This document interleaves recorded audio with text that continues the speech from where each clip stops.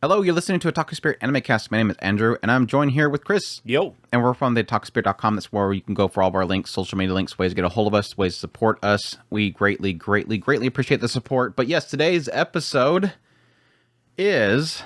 I want to challenge us, Chris. I think for a while now, we've been super positive. I mean, everybody thinks that we're like the epitome of positivity, and says whenever we're kind of critical, we get in trouble. You're not supposed to ever be critical. Yeah, we're not supposed to. We've never claimed that we love everything. Chris does, because he says, I love this thing. And I'm always going, why would you love this show? And then he goes, because I love this thing. But I kind of, we've done a lot of like top show type of lists. We've done like what makes a classic, what makes a great show. I want to challenge us today, Chris. I want to pose the question, what makes a bad anime? You don't have to. So you want me to dredge up everything I hate? You don't have to answer it now, but that is kind of the interesting question, because the other day I was actually planning on doing a live, because I've done this before where I do a live stream where I will essentially go down into my unrated stuff and actually pick ratings for them so that I can catch up my list. Because for those who don't know, essentially, I do have an Annie list. I used to have a MAL. I still keep the MAL updated. I don't know why. But I use the full spectrum on my ratings because I've watched several thousand anime. So in order for me to know what's better than another show, I can't have everything be a 7 and a 6 and a 10. So I use the full spectrum. I don't. It's not either an 8 or a 1. I'm like all the way in there. So if something is a 4... it doesn't mean that it's a terrible show, but it's But kind you of don't understand, Andrew. Why do you have such and such show and such show higher than this show? Because obviously this show is better by all accounts. That's always the difficulty, is whenever somebody just kind of goes, if this one's a higher number than this number, that means you like this more. And it's like, I think it in itself, based on what it's doing, yes. But if it's a comedy versus a action drama, yeah, the spectrum's a little different between the two of them. But my whole point is, yes, I use the full spectrum. But I've done some live streams where I go down my lowest rated stuff, and I ask people if they can essentially convince me that it should be higher. And we kind of do that whole thing. And I thought it was a lot of fun. And I was thinking of doing that again, and then it kind of brought up the question mark in my head of, well, what makes these so bad? Like, what individually does make these things bad? And I think it's definitely a broad spectrum. It's so funny because it's like... I think we went into some really good details with what makes like a legend, what makes a timeless show, what makes a classic, what makes a really fantastic show. I think we do a good job of expressing what makes a show incredible. Like here recently with, I guess the most recent example in my head was probably Dangers of My Heart and I think Onimai. Those are like two shows where I'm like, I can legit, I think successfully at this point, express why they're so amazing. And it goes down the realm of like, yeah, the production values. It comes down to the acting. It comes down to the adaptation itself. It comes down to the music. All these things culminating one make it incredible. But I think it's actually harder to... I feel that it's harder to justify what is a 1 to 3, so to speak. Because like I said, I use the full spectrum. And I think the 1 to 3 is usually my personal gauge when it's classified as bad. Like, this isn't a good show. It's got too many faults, basically. I think it's harder to justify a 1 to 3 versus justify, say, a 7 to 10. Well, that's a different amount. 8 to 10. Like, what is the difference between an 8 and a 10 for me? It's very easy for me to explain than what is a 1 to 3, is what I'm getting at. Do you agree? I mean, do you find it... I mean, the obvious answer, I think, in this whole thing is going to be, we don't want to not like a show. Right.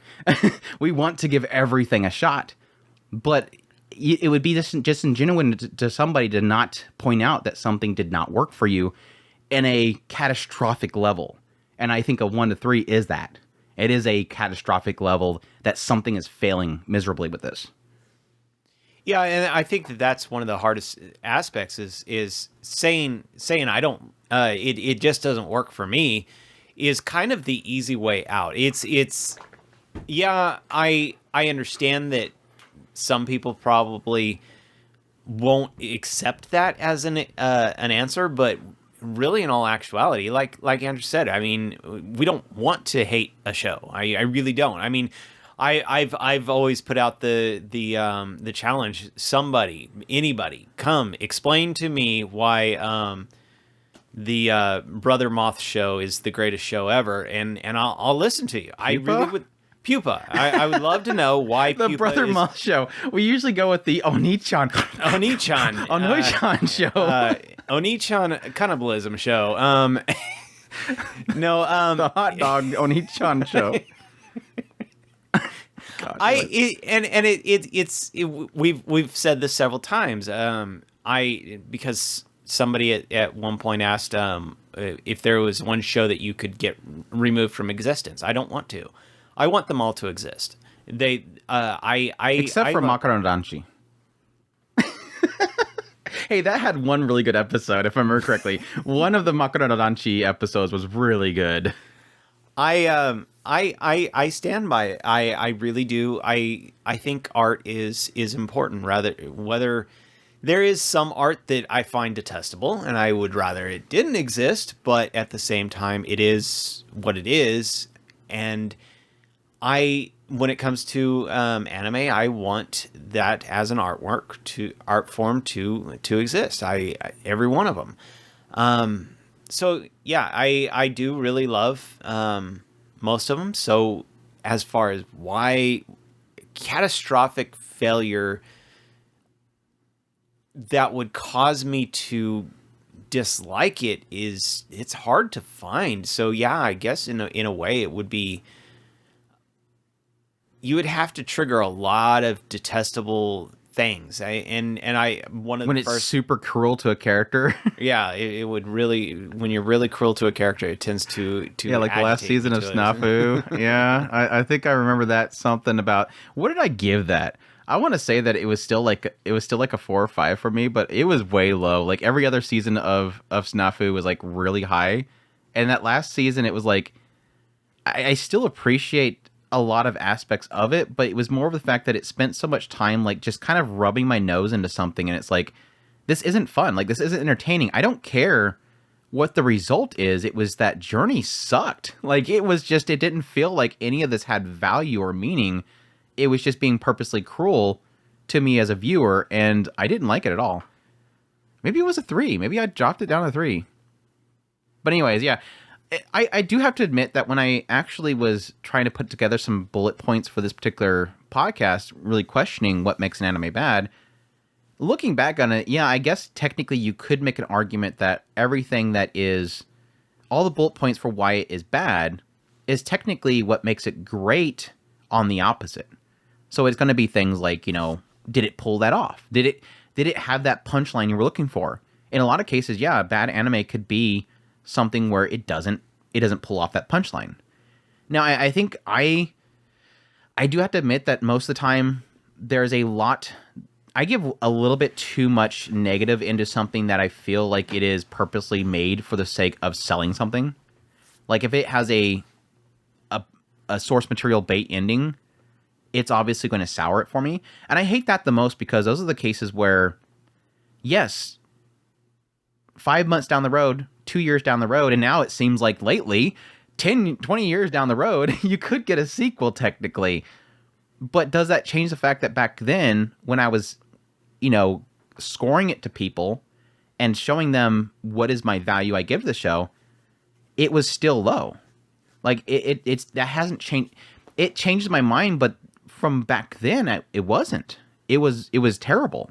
Like Spirit Chronicles, for the longest time, I was very hyper negative that show because that last episode sucked. Like that was a prime example of like the first 5 minutes is, here's this great climax to this current story arc, and then, oh, by the way, the rest of the episode is just opening up the next episode that's never going to be. And again, we got a sequel announcement, but does that change my mind? I still think it was a poorly executed episode. Like it might make logical sense when we go into the second season, but it was still a terrible episode. Like you can't deny that was still a terrible episode, how that was laid out. And I hope it's not one of those cases where, because I think I heard somebody say that they had to move things around in order for that to do that. Like in order to have that cliffhanger ending for the first season, they had to move things around. They had to move things up. And it makes sense because I remember that episode felt like, why does it feel like it's jumping around, I guess is what it felt like. Like he was supposed to return them to a place, and then he was supposed to have that happen or something like that. So it made logic went out the window in order for it to happen. But no, like I said, I have to admit, and I hate doing this because I know that there's a lot of people that will say otherwise, and I agree with them. The first bullet point obviously is going to be animation. Anime is a visual medium, so obviously it has to look good, right? Yeah. I think the best example, and it's technically, I hate doing it, but it is one of my one of my 4 out of 10s was Way the House Husband. Why I say that is because that show literally is not an animation. It is animation on the idea that something is moving, but it is moving stills. It is the panels themselves being moved dynamically. And I hate hearing people say that. What was it? I think there was a quote from the director or somebody saying that it was actually more difficult for them to do it that way. And I think what the actual quote was saying was that it was difficult to figure out how they wanted to portray it. They chose that they wanted to do it that way. They chose that they wanted to make Way of the House Husband that way. This is a studio that animates things normally. I think it was JC Staff, wasn't it? I don't remember. They're an actual studio that does full animation stuff. They just chose to do it that way for Way of the House Husband. And I hate it. I can accept that that was what they chose to do, but it doesn't mean that I'm going to accept that that's how it should have been done. I think there is a broad difference of saying this is artistic choice, quote unquote, versus saying, did it work or not? It didn't work. Kendra Suda carries that show, and the jokes are good, the writing's good, but the show looks like garbage. I'm sorry, you can't convince me otherwise that a PowerPoint presentation is good. Well, we just talked about this last episode or something like that, where we talked about it was JC. Flowers of Evil and their choice to do the rotoscoping, and it's in the same similar vibe of I really liked the story, but it was really hard to get through that. It's one of those things where I understand why they did it. I don't agree that they should have done that, but I understand why they did it. But at the same time, it still does not look good. Yeah. It just doesn't. And so it's very hard. I can imagine that a lot of people would have a really hard time watching that show. Mostly because it just looks... It looks off. I mean, it was almost like, okay, they rotoscope, so they recorded live action. You can find the footage out there. You can actually find the live footage. So they recorded live action. They went frame to frame on that, and they drew over it. That's how they usually do rotoscoping. Mm-hmm. And with that situation, it was almost like they took the live action, they drew over the actual frames, and then they added a style to it. So it didn't look like real people, but it was presented as real people drawn over. So it doesn't work. Like it looks creepy. Like it just doesn't look right. It's almost like, CGI and stuff where they try to get that to that point where it's realistic, but it's not. Like it's in that zone where it's like, this is kind of creepy. I don't like this. This doesn't actually. It looks realistic, but it's not. Like I would if this appeared in front of me, I would go, you're not normal. You're an alien. Inside of your head, there's probably a little midget that's kind of going hee with the knobs turning him and stuff like that to attack me. I'm gonna run away. But no, I agree with you there. And it's this idea of, again, with that, it's a style. Another good example in that kind of realm is something that I think is incredibly animated, but I don't like it. Is Devilman Crybaby. And Silent Sorrow in general. Silent Sorrow in general is a studio where I give them credit for being unique and having their own stylistic choices that are often very vastly different from each other. Like between Ping Pong the Animation, was it Izoken? I've Hike Story. They're all different, and they're nice for their own regard, but there's something off about them that I don't like.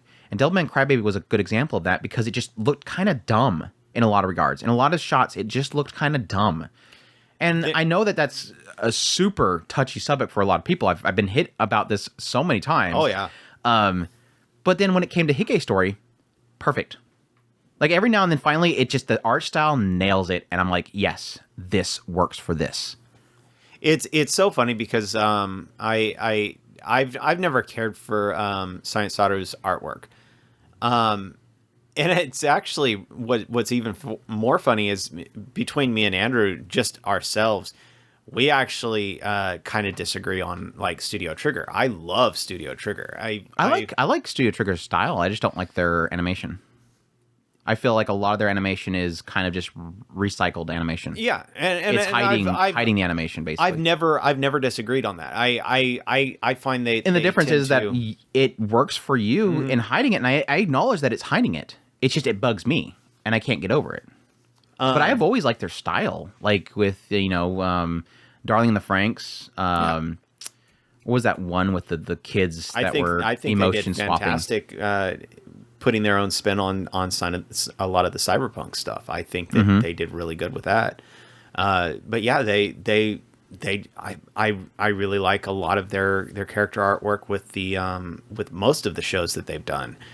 They're definitely one studio that I don't go out of my way for, but I do definitely when I hear, okay, Studio Trigger's on this project right here, it does raise my eyebrow. I want to see what their character artwork, what style are they going for in this particular show. So yeah, they definitely raise my eyebrow. But we're talking about good stuff, not necessarily bad stuff. Well, I think for Studio Trigger, I think my only real kind of like true myths, like the ones that are probably really low for me, are things like a lot of their experimental stuff. Wouldn't really call it experimental because I think a lot of people would argue that it was intentional. Things like Inferno Cop, this is yeah, blah. those It's kind of like in the same realm as something like Way of the House Husband, where it's like it was almost like overly simplistic and to the point where I just couldn't get over how blah it looked. I will not disagree with you on that one. I hated those. I've never cared for that. What is that? The old. It's like old Flash, like Newgrounds kind of stuff. Yeah, Flash shows. They were funny at their time. They were useful, but let's all move on. We don't have to go back. Every now and then it kind of pops up again. I mean, it kind of works for what was that studio called? It's a studio that does all the chibi stuff. Like Eminence Shadow has one, Overlord has one, the Isekai Quartet, they do their stuff. Is it Studio Pyukai, I think? Yeah, Pyukai. It kind of works for that because they're just very kind of simple skit jokes. And there's a good I like the chibi style of it, but I'm not gonna argue that's any different. It's kind of very similar. Yeah, quick jokes. That's fine. I mean, which technically Inferno Cop was, because those were like short too, weren't they? Yeah, I want to say they were. So I guess you can call me a hypocrite on that one, but still, I guess because the chibi style works better for me, it probably is more acceptable for me. But it could also be because that it's the same characters. It's a carry off from the original show. It's kind of like at the end of a lot of shows where they'll have like a little skit thing at the end where they just have a joke thing. Like Nier had the whole puppet thing at the very end of it. It's very much so his whole thing for that. So it works in the same regard. Audio, I think, is where I have a difficulty in, like music and voice acting and stuff like that. It takes a lot for me to be bugged by music and audio and stuff. I think music is one of those cases where as long as it does well enough, if it does stand out, like Danger to My Heart, I think I gave an example of that one before. Danger to My Heart, it's enhanced by the music. Swana Hiroyuki stuff always enhances it for me. But I think for the most part, I'm never really bugged by poor audio choices unless it goes to a extreme. I was going to say. Koikimo is like the easiest example. That show was very poorly rated by me, and a lot of that had to do with, well, I thought the voice actor did a good job. It was literally physically phoned in. Like it sounded like it was physically phoned in, and I couldn't get over it. And then, of course, what was it? Real Life? I was getting ready to say, I thought Real Life was the one. But see, Real Life, it was carried by the rest of it. Like the music sucks, and I hate it, but the rest of the show still carried it. So it's not an absolute, like the sound alone is not going to ruin it for me, but yeah. I can see a lot of cases where it's just kind of unavoidable. And I think with Koikimo, that was a prime example of where, yeah, that kind of ruined the show because the dude's half the show. And if he sounds terrible, Like, there's a problem there. I still meant to look into that, and I don't know if anybody ever looked into it to kind of give an answer for that, but I'm really curious if that was literally, like, because of the pandemic or something, they were trying to, like, physically, like I said, phone them in. It's sound has always been one of those weird things for me. It's kind of a 4. I gave it a 4. I tend to not notice it unless, and that to me is okay. You did fine. I don't really carry any weight to it, but yeah, if it stands out, well, and that's the same thing with like the animation department. I'm not really big on nitpicking animations, so if it stands out, it's gonna stand out like a sore thumb to me, and it'll drive me crazy. I think the thing that's so fascinating about Koikimo is that how often do you have cases where it sounds like the voicing's off? Like, I really do truly feel like with Japan, like we've mentioned it several times before, that Japan, their Hollywood stars are their seiyus. Mm-hmm. I mean, yes, there's a lot of K-pop, or not K-pop. Yeah, K-pop. That's another country. There's a lot of pop stars and idols and actors and actresses, J-drama stars and stuff that are very popular, but their Arnold Schwarzeneggers and stuff are their Aoyukis and stuff. Those are the people that are getting all the shows and lots of money with stage presence and stuff like that. They're the ones making the money. They're the Hollywood stars in Japan. And so I think that there's a lot of value in Japan and with animation that they've perfected it. Like they've gotten audio recording vocals down pat. Yeah. Like these are their stars. They got to make sure that vocals is pristine and great. I'm not going to say that they're all like, I'm not sitting here with headphones on and listening to see how perfect the quality is to the voicing, but it's enough that everything gets across. And it's done very well to the point where I don't think that they can fail in that department. Unless like these rare occasions, like I said, with like Koikimo, where it just literally sounds like the guy is talking into a can. Like they got 2 cans and they put a string on it, and he couldn't go into the recording studio, and they just put the can on the microphone, and he's outside the door with the other part of the string, and he's talking into it.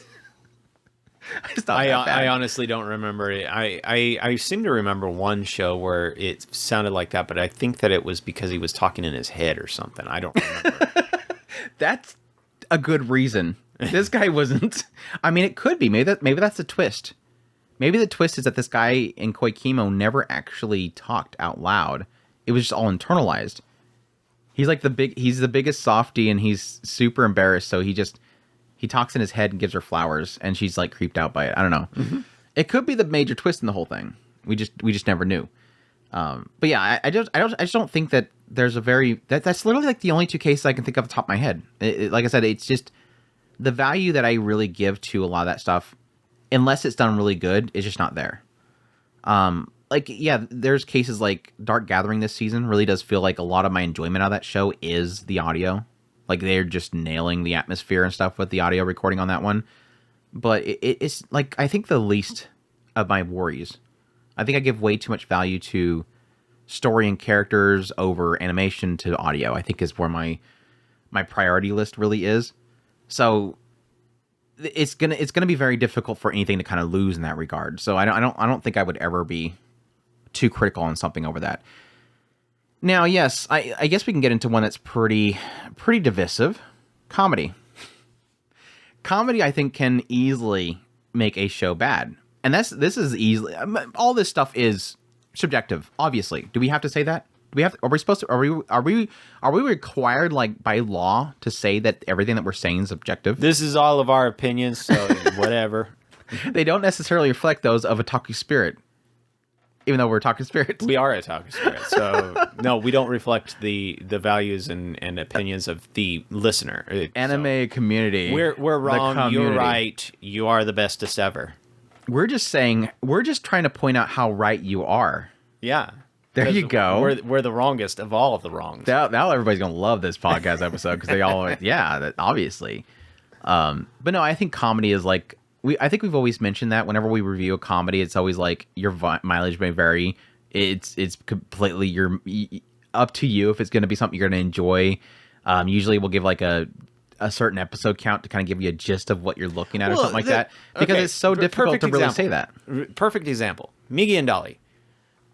We went back and forth on whether or not I should go and check this show out. Mostly because haven't you heard I'm Sakamoto? We both absolutely love that show. It was just from beginning to end. It just was roll on the floor, too funny all the way through. And I never roll on the floor. You didn't roll on the well. Okay, no. So Andrew didn't roll on the floor. I apparently missed the memo. But yeah, I think we watched that together, and I don't remember ever seeing you get on the floor. Okay, I'm exaggerating the entire. I'm exaggerating the entire thing. Maybe you left after watching it, and you were like, it started rolling. Just started rolling. Like it just finally hit you, the joke. Like there was one joke I didn't laugh at, and then you start walking away, and you're like, "Oh, I get it now," and then roll. And the dogs are all looking at you like, "What the hell is wrong with you?" The dogs start coming up and starting to claw at you, wondering what the hell's happening. Like, what are we doing? What are we doing? But the reason why I bring this up is because we were going back and forth on whether or not I should watch it, because it kind of gave off this kind of dark character study type creepy vibe, and I wasn't really feeling it, and I had plenty of other shows that I kind of wanted to watch. So Andrew had pointed out that he really kind of found some of the first parts funny. I thought it was hilarious, yes. So I went ahead and I watched it. I didn't get it. I seen the jokes. I kind of could see why they would be funny, but they weren't working for me. Not in the slightest. I gave it 3 episodes trying to see if any of this would work for me. Never did. So it just there's and me and Andrew do have very similar vibes when it comes to jokes. I never realized it. It's very Junji Ito. Is that a good comparison? It's Junji Ito. It's, haven't you heard I'm Sakamoto, Junji Ito style? That's because Junji Ito is kind of that creepy style too. I never thought about that. I want to ask some people if you think that's a good description. It's a comedy Junji Ito. God, that's a good. That in my mind that makes perfect sense. Sorry, go ahead. No, and it's funny because I do like dark humor. It didn't really grab the dark humor side of me, but dark humor is a very, very distinct flavor for me, and I just, you have to hit it just right, and that's why I was kind of considering the Dark Gathering show, but I think that's probably going to be more dark than going to be more dark humor. Yeah, it's not very humorous. It's not a very funny show. I mean, it has some funny punchlines, but it's not a funny show. It's definitely not a funny show. But at the same time, my point is more along the lines of comedy is just so fickle. It is, and I think that's the difficulty in it. And it's like you said earlier, I think you hit the nail on the head. Is in most points you can see the joke. It's just not funny. Prime example for me right now, Eminence in Shadow. I see the jokes. They are so freaking obvious it's not even funny. Like, if you can't see the jokes in Eminence in Shadow, you're not watching the show. Like, it's like I press the play button and then I turned off the monitor or TV and I'm going, man, I don't see any jokes. No, the screen's on. You can see it. It's literally, Sid's holding up a sign saying, wasn't that funny? Like, this is the point where you laugh. Like, they even have the laugh sign up. It's that obvious, but it's not funny. And that's, I think, the difficulty that comes up is where you see, it sucks when you see the joke, but it's not funny to you. And you know that somebody else is probably laughing their butts off. Yeah. Like, for me, like, my biggest struggle in that series is just the repeated punchline. Like we were talking about with our spoiler discussion, that whole segment where he copies Mary and starts going around saying, it's time, the moon is there, it is time is running out, the time is soon, or whatever. And he goes around to everybody and says the same thing. I bet there's so many people that are like, every time it happens, they're laughing. And we even had a difference in opinion there. Like I said, I laughed I thought it was funny a couple times, and you're like, no, it was dumb to begin with, or something like that. And I'm like, even between us, we're seeing a difference. And I know somebody out there is probably laughing the whole time. It's like, I think my struggle is always when it doesn't hit and it keeps doing it. And it's like, please stop. Like, please, you're killing the joke. Like, it happened here with the recent episode of that show. It's like, please don't. Like, please don't. Oh, like well, I even said with that one, I was like, please stop. Another great example. The Maid Cafe show that we had, 2 seasons ago, 3 seasons ago. Yeah, the Yakuza maids. The Yakuza maids. Yeah. Wait. I was thinking of the one with the Yuri is my job. Akiba Maid War. Akiba Maid War. Yakuza. I don't remember them being Yakuza and Yuri is my job. It's like, wait, this going dark. Really went the left field. Anyway, that was maybe they were Yakuza and I missed an episode. This is a perfect example of how much the manager in Yuri is my job totally Yakuza. But I don't think the other girls are. You go into she blackmails her, dude. It's Yakuza blood there. That one, both me and Andrew, we went into that first episode and it was just an absurd blast. The first episode was a masterpiece. Humor. It's a masterpiece. It was perfect. And it was so first episode, just watch that 10 out of 10. Don't have to watch the rest of it. Yeah, and I remember looking at Andrew after that episode was over, and I said, I don't know how they can keep that up. There's just no way. They would have to constantly one up themselves, and it would just be they can't that kind of momentum is there's just no way. And literally from the second episode on, it was just it. Yeah, you could see the humor. You could see the jokes. It's almost like they tried to recapture it. Yeah. And it's like, no, don't. You have to do something else. The thing about the first episode of Akiba Maid War is that it is so absurd and it catches you off guard how violent but funny it is. Like, what other show can you have somebody shoot somebody and it's splurting out blood by the pulse of their heart and it's squirting out with a sound effect of tweak, tweak, tweak, and it be funny? Like, that is super dark, but it was funny because it was so out of left field. It shocked you, and then it goes right into the whole dance routine with the idols and her swinging her guns. It's like, this is so absurd, and it's brilliant. It was so well orchestrated. It went so perfectly in parallel with the other girl doing the performance on the stage. Everything was perfectly set out. And even a previous director for them was literally tweeting out saying, I hope everybody's okay over there. This is crazy. And I'm like, yeah, legit crazy. It was that amazing. And it was funny because when you were bringing this up, I was like, I don't remember if Chris was on the same page as I was. Because a lot of people, and again, that was a prime example of a lot of people loved it all the way to the end. I couldn't get it. And I wanted it so bad. Like, I legit hyped that show so bad up. Like, I that first episode happened, I was making a video. I'm like, people, you have to watch this show. It's so incredible. There's no way that you can argue that I am biased against the show because I thought that was incredible and I wanted it again. Never got it again. There was a chuckle here and there. I just think that it leaned too heavy. It's like it tried to recreate that first episode, and then from then on, it got too heavy. It's almost like they tried to recapture it and they couldn't do it, so they went full on Yakuza and just went full on dark. And it didn't work. The only time I think I laughed out loud ever again towards the later part of that show was just her when she was apologizing. The elevator doors closed on her, and he had that little brother that went, ugh. It was like she responded to it just being crushed by the doors, and it was just kind of like a totally out of nowhere, super serious moment. But then something thrown in there that catches you off guard. I want to say that was that incredible like timing. Like, it was perfect. I want to say I got a couple chuckles out of the drill sergeant part. So yeah, it was okay. But yeah, I mean that's just like a really good recent example of like I wanted to, and everybody, and there was a lot of people that loved it. Like it's an anime of the year for a lot of people. It's just me, I could never get it again. Like I wanted it so bad.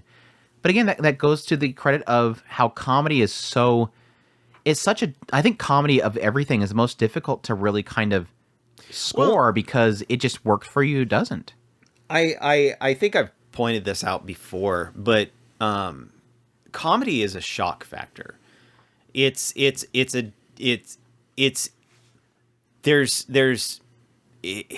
it's in the same realm as your almost your fear. Just like if you get a jump scare, you kind of get an automatic reaction. Comedy is in that same way, like you were talking about, where you have something that you're expecting it to happen in a certain way, and then something turns the tables, and then it subverts your expectation, and that's the whole point. And so the more absurd, the more you will laugh. But the problem is that in a lot of ways, comedy, one of the main reasons why most comedy won't work for some people is they have to, like I was saying with Akiba Made War, they have to keep one-upping themselves. They have to keep trying to become more and more absurd than what they were already. It's not necessarily... I think if it's built on shock value, that is correct. But I don't think that all comedy is based on shock value. There is a lot of it where it's just kind of more integral to get to a punchline. And I mean, something like, I guess technically Miggy and Dali is technically an example of that, where it's just kind of, it's so out of left field. You're like, this can't be happening on my screen right now. This is so stupid. And it's hilarious at the same time. Well, just like Sakamoto it's always absurd. No, okay. Shock value is not necessarily the aspect of it. It's yeah, the absurdity. Not shock like it shocks your system. It is just because kind of, it's not expected. There's a lot of comedy and relatability. Yeah. It's the there's self-deprecating type of comedy. Mm-hmm. It's the exaggeration of it. It's not necessarily what you're expecting is not the thing that you are. That's the shock. The shock that is the comedy is what you're expecting, and then an exaggeration or something that turns the tables on the thing that you're expecting. Does that make sense? I'm agreeing. There's different styles of it, and I think there's like self-deprecating. There's flipping your expectations. There's the absurdity. There's just, I guess, like cartoonishly over the top reactions and stuff like that. Like, a Konosuba or something like that, where she suddenly got this dorkiest face, starts screaming at the top of her lungs. It's expected she's screaming, but it's still funny the entire time because you're just laughing at the fact that she's got this massive misfortune that she's going through and she doesn't like it. Yeah, me personally, I tend to like a lot of slapstick, kind of goofy, fun humor. I don't necessarily need, but I find that kind of humor charming. It doesn't necessarily make me laugh, but at the same time, I do find it charming. It's now on the flip side, like I said, I do like dark humor. I do have that. I like intellectual humor. So a humor that will... Oh, damn. What a snobby thing to say. I'm gonna be as snobby I as like possible. my stuff to be smart. Refined. So you love Secco Boys then? Secco Boys is so Akiba Made War. It's like the first episode was incredible. Like, again, was I think that was the rock hits? Yeah, the busts, and she was the idol. They were idols, and she was the producer for them. The first episode was amazing, and then after that, it's just like it's so in its own intellectual head. Like, oh, let's talk about history, and it's like, oh god, please stop. Just like the Nobunaga dog. Oh, we were kind of excited for that show. Did you ever watch it? I know I watched like 3 episodes of it. We watched a couple of episodes, and I was like, this is too nerdy. Like, I don't really care this much about the history of Nobunaga right now. Like, it's part. I mean, that's just like I think it did a better job of it, but Otaku Elf, I think that one did a better job of balancing it with the nerdy stuff and not nerdy stuff. Like, the history was there, and a lot of the humor was around that history. And in a lot of it, I was like, I just don't know this history well enough, and I bet somebody that does thought this was hilarious. But I did a good job of kind of balancing it with the nerdy stuff that I could relate to, so it kind of worked better. Secco Boys just like it's all up in that stuff, at least for what I watched. I don't remember how much I guess I finished it because I put 12 on there. Apparently I stomached the rest of it, but that first episode was incredible. Just her carting out these dudes, and it's just like, what is this show? This is an idol show. What are we doing here? I think that's the lowest rated one that I have that is worth even mentioning. I'm curious how many people actually know what Secco Boy is. I don't know what else. It's in that 5-year range, isn't it? It is, dude. It is. We're old otaku just by 5 years. What else is like really low? Oh yeah, that's probably the most controversial low ranked one I have is umaru-chan. I didn't hate it. You didn't hate umaru-chan, or you just didn't hate umaru-chan. The second season was much better because it was more focused on what's her face, Sylphan Ford. Sylphan Ford is great. I love Nana, Ebina, but Amaro sucked. Like her, she sucked. She was so bad. And I know that everybody that loved that show loved Amaro. They loved that. They loved that little trash monster. I didn't hate her. I did not like her. She had cute moments. She for sure had cute moments, but she was a bratty sister. Like she's like the one where everybody's like, I want a sister like this. That's a little monster, and I'm like, no, you don't. No, you don't. Dude, she was so mean to him. She was cute enough on the screen. I liked her there. She was cute at school. I do not want her. She was cute at school, which is the whole point, that she was the perfection at school, and then when she's at home, she's a gremlin. But I loved all the humor around Ebina, though. Her comedy was great, and like I said, I love Sylphan Ford, and especially in the second season, Sylphan Ford carried it. But that first season, yes, a 3 out of 10 from me. I was not buying it. That was just a comedy that I was not. And again, I think a lot of that has to do with because it was like relatability. That's relatability humor.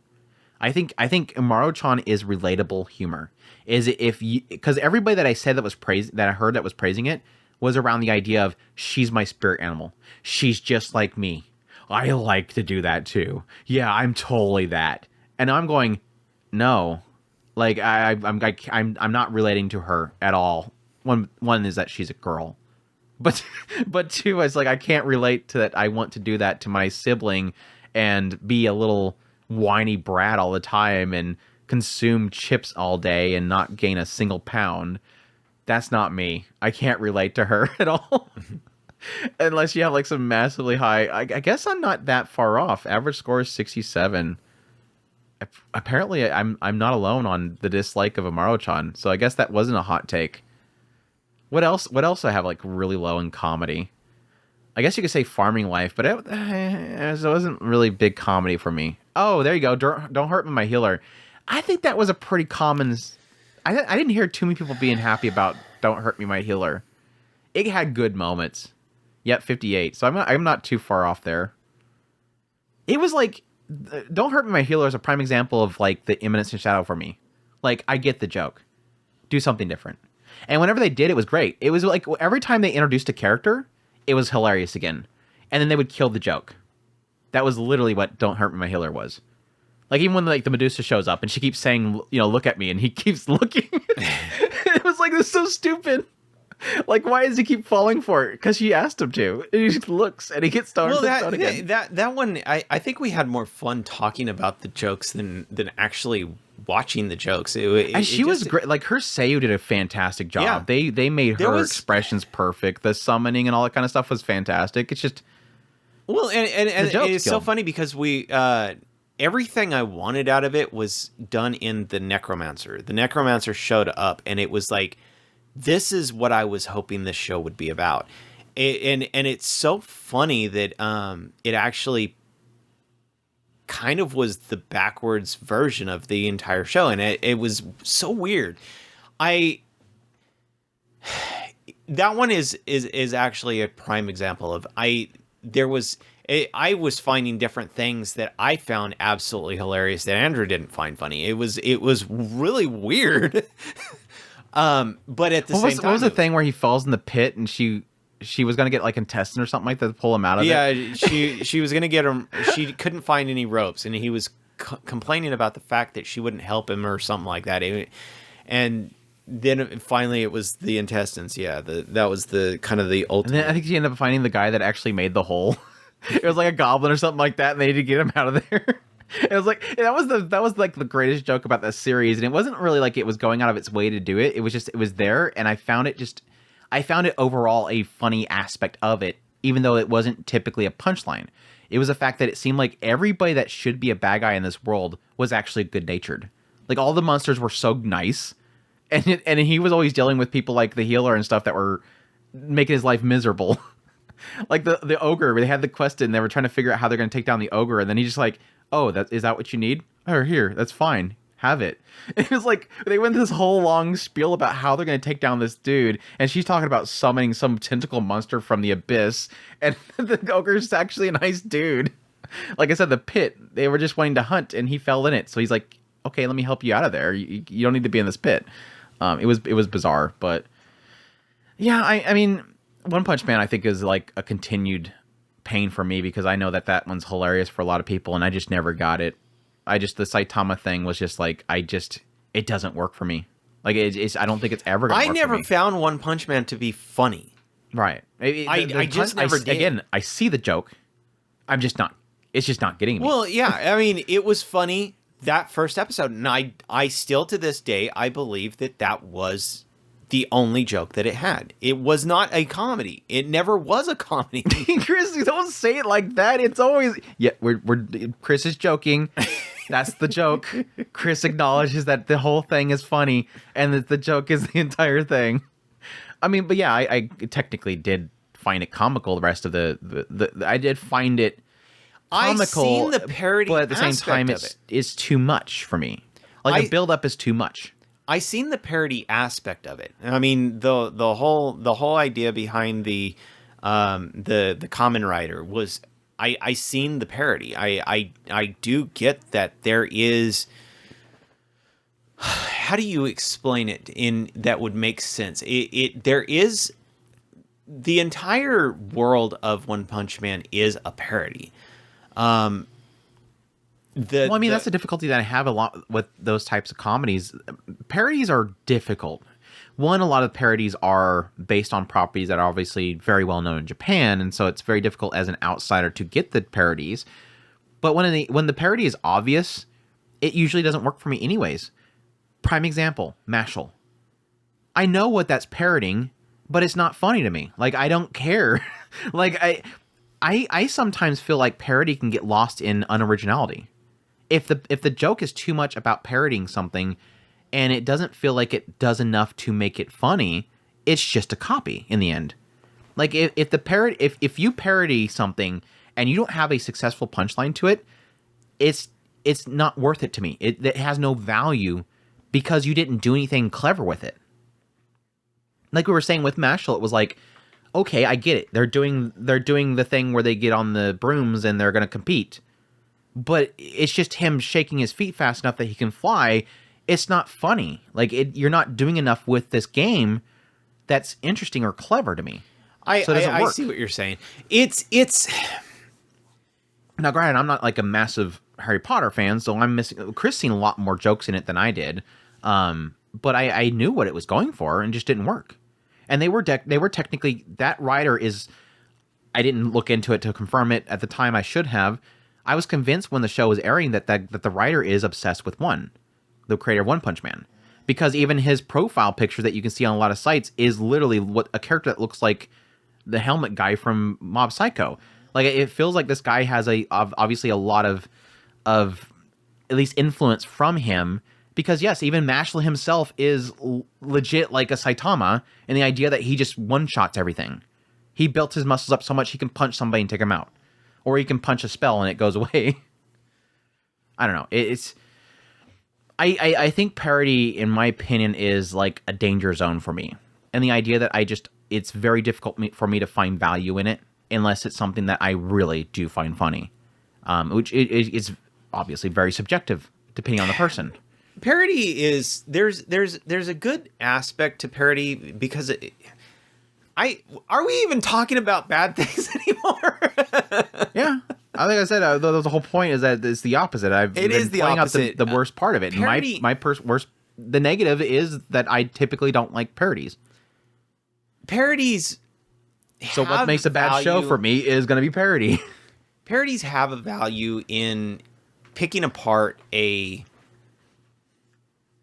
system and kind of making nods in its weaknesses and pointing out its strengths and everything like that. Parody is a good thing to a point. But do you agree that it has to do something clever with it? It can't just point at it and say, this is what we're doing. Okay, hold on. My thing with Mashal, I think Mashal is an excellent example. That's why I brought it up. Mashal is kind of this aspect of trying to do the, I don't want to say the school show, but in a way it is. It's trying to do the school show. How do I put this? Because Mashal is the reason why what I was bringing up before, and Mashal is the same way. Is it One Punch Man? You can make the parody too big. Does that make sense? Parody.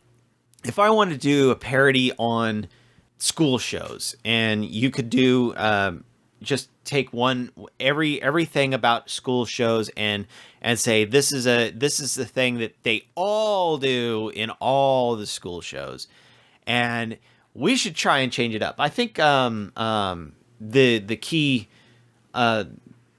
quartet key version of that, I think that did a fantastic Kaganato did a fantastic job of parodying the key shows and the key light or visual novels.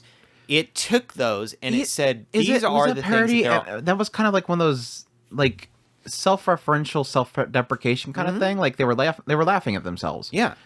But I don't know necessarily. Would you call that a parody, though? I absolutely would call it a parody because it was pointing at the jokes or it was pointing at the things that are the. Everybody knows this kind of thing. The tropes, like the whole goal thing. It's like we all know what the goal thing means, and so it's like, here's the goal thing, and it's not necessarily the goal. So laugh, and then I go, "You suck." I hate you every time you do it. Stop it. It's like inside joke kind of thing. And One Punch Man, it was, yes, you could see that there was a parody in it. Yeah. It was trying to take all the shonen shows and simplifying them down superhero into tropes. Yeah, all these tropes, and then it was it made fun of those. But the problem is that it made itself too big in scope. It said the entire thing is all about One Punch Man doing this one punch. And then it would... And every now and then you'll have where he's not there to do the one punch. So now what happens? Yeah. or the Dragon Ball Z road thing where it's like, when will Saitama get there to punch him? It's funny because if you make the parody too big, you kind of start losing the point of what you're trying to do. Parodies in a lot of ways are both love letters and criticisms of that particular thing. So you should find an honest take on, okay, yes, the superhero, the protagonist is too overpowered. Okay, gotcha. Then it starts to break into some of the other characters, and that made sense. That's why I pointed out Kamen Rider. I seen a lot of the points to the parody, but it's somewhere in the realm it kind of got blurry because it kind of got too big. It was too all encompassing. It lost the point. And yes, I did laugh at the beginning of One Punch Man. At the beginning. That's it. Just the beginning. Never again. Okay, I think we beat the dead horse of comedy. I was trying to find some more notable low rank ones that I had in my list, but Gabriel Dropout was another one. I thought Saitana was great, but every other character in that show was just so blah. It just nothing else really worked for me. That's what I hate the most is whenever I have a show like that, like Gabriel Dropout, where one character. I mean, that was the same with Umaru-chan. Ebina was the thing that carried me until Sylphin Ford actually became like frontal focus. But like these shows that are comedies where it just none of them work. None of the there's always typically like a group. Ooh, that's a good example. What was that one show called here recently? Like, what was it this year? It had to be. There was that one show where it had the three. It was a secret show. There was the girl that was like a ninja, and then there was the girl that was the alien.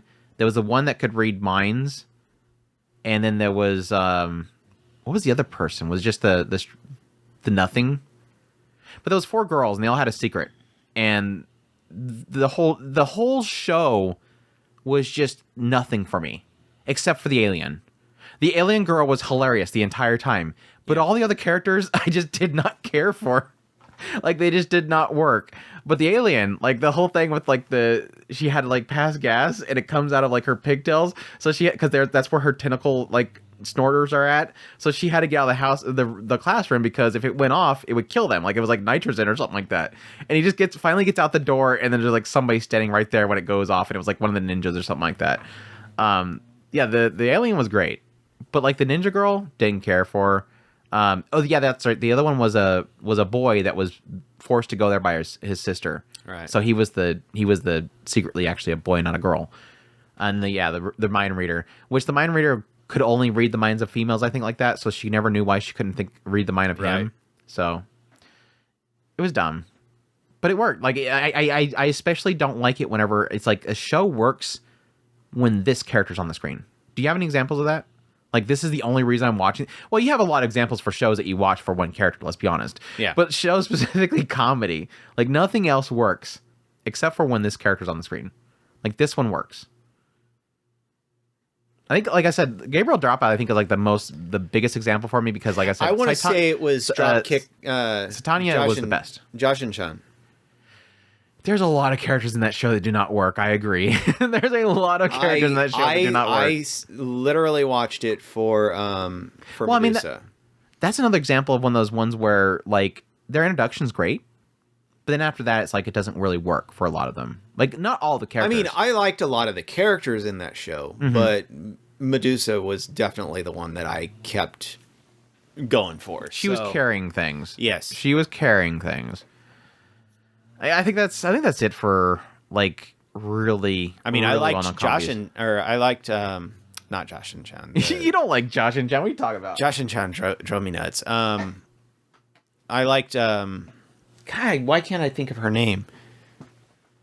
Minotaurs? The goth lolly that for whatever reason allowed Josh and Chan to stay around for whatever reason.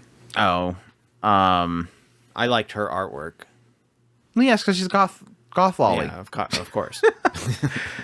What else do I have here? Because, man, we beat that one to death. We talked about I don't know how we turned into a comedy conversation. Like I said, because I think it's the most difficult to really, I think, explain because it's not something that is going to be the same for everybody. It is literally it's the most subjective thing. But at the same time, to be clear, I don't think that comedy not working for me is necessarily going to automatically make it a bad show. It's just a show that is not low working rank. I'm not going to say, hey, I think that this is a brilliant show. Yeah. I'm just going to say the comedy didn't work for me. Right. And that's what I mean. That's, I think, the most difficult one to express to other people because, like we always do with every review of comedy, is we always say, it didn't work for me. That's the punchline. It didn't work for me. I can see it. Didn't work for me. Again, like with Innocent Shadow. Sid, well, I'm sure is hilarious for people, and I'm so happy he's hilarious to people. Doesn't work for me. It's one of those things that I can hear somebody flat out looking or listening to me say, the comedy didn't work for me. I see the jokes. The comedy didn't work. Well, obviously you didn't hear this part right here. You didn't get it. You didn't get this joke. No, I seen the joke. It did not work for me. What I hate the most about it, we're getting right back into it. The thing I hate most about it is because there's aspects that you're still enjoying, so you're still watching it, but everybody's like, stop watching it when you say that you didn't think it's funny. And Mr. Shadow, I don't really read a lot of them, but there's probably still plenty of comments on my Innocent Shadow videos that are saying, then stop watching the show because it's not funny to you. But no, I like the rest of the show. I'm going to keep watching it. I like Shadow Garden. Delta carries, okay? Delta carries. I'm watching that stupid. Let me check. Oh, don't bring it up again. Okay, we're moving on. God dang it, he has to bring it up every podcast episode now. I literally think that's going to be the anime of the year. It's exactly what we're talking about right now. Make it about it. Weasel your way into talking about it, Chris. No, it's fine. I was just going to say I did the same thing that we were just saying, but that's okay. Our dynamic right there was funnier than Sid. Huh? You did the huh thing. Just like in the show. Huh? Anyways, Kill the joke, Chris. Let's kill the joke. I think this is a great. The moon is blood. This is this is similar to comedy, but in a different way. Is whenever you just know the show's not for you. Can we admit that shocking? I know there's a lot of shows that we're not the demographic for it. Like it was not intended for us. Like I don't know, every single boy band show. Like and that I think as an overall for me is the most troubling thing, because for the longest time, not so much this season, obviously, for the longest time we've always had that desire to watch everything. I mean, I joked about it earlier with Makoto Danchi, so there's one of them. There's certain shows where you're just like, I know this is not for me. Like, shoot, we were joking about Junji Ito. Junjo Romantica? Is that the name of it? Junjo Romantica? Junjo Romantica literally is one of those shows where when I watched it, I'm like, I'm trying to find something here of value to me, because they send it to me to review it. So I'm going to try my hardest to find something here of value. And I think I've even tried to hyperanalyze character relationships and stuff like that. But at the end of the day, a guy forcing himself onto another man that's weaker than them and doing that, this is not for me. Like I'm not going to be, my inner self is not going to be piqued by this. I'll just say that. And I find it to be extremely troublesome to me. It's not for me. But I know that somewhere out there, there's certain, what are they called? Fujoshis that would probably find this to be extremely exciting. But it's not for me. Like there is something to be said whenever you watch a show and you, at some point, you give it the good. We try to give everything the good. We try to give it all we can, but it's not like Hypnosis Mike. This is not for me. And I think those are the most. To be fair, wanted Hypnosis Mike to work. I really did. It was such a cool idea. It had an interesting concept. It had a very interesting concept.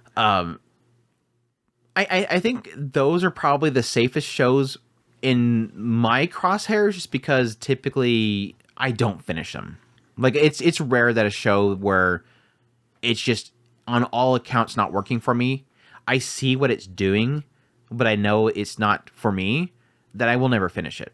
It's very rare that I finish, especially like a boy band show, a boy idol show. Even with like more bizarre shows like Magical Girl Ore, which was the one where they transform into the hot dudes rather than the magical girls. Even with that one, I couldn't finish it. I think I didn't finish it. Let me check. I don't remember finishing it either.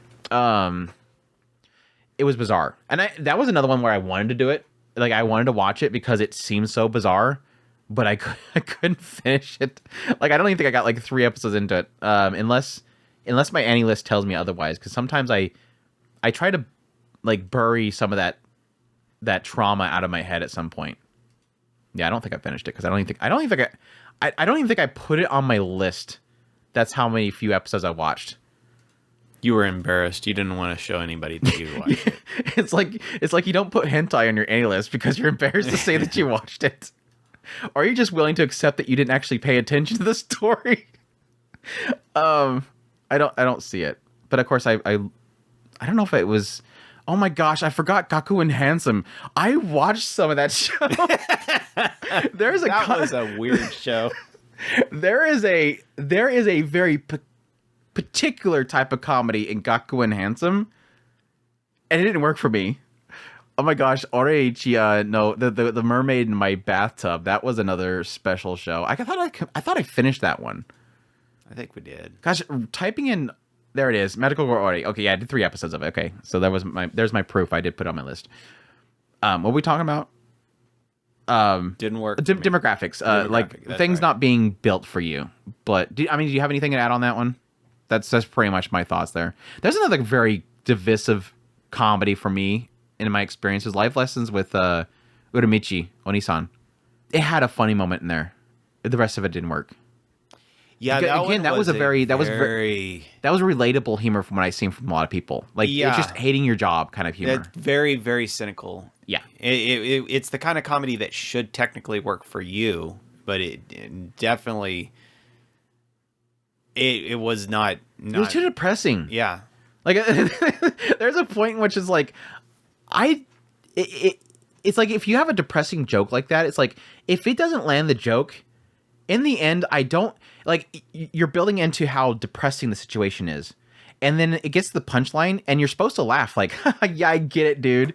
But if you don't laugh, it's like, I didn't laugh, so I'm just still depressed. So I couldn't get that high from it.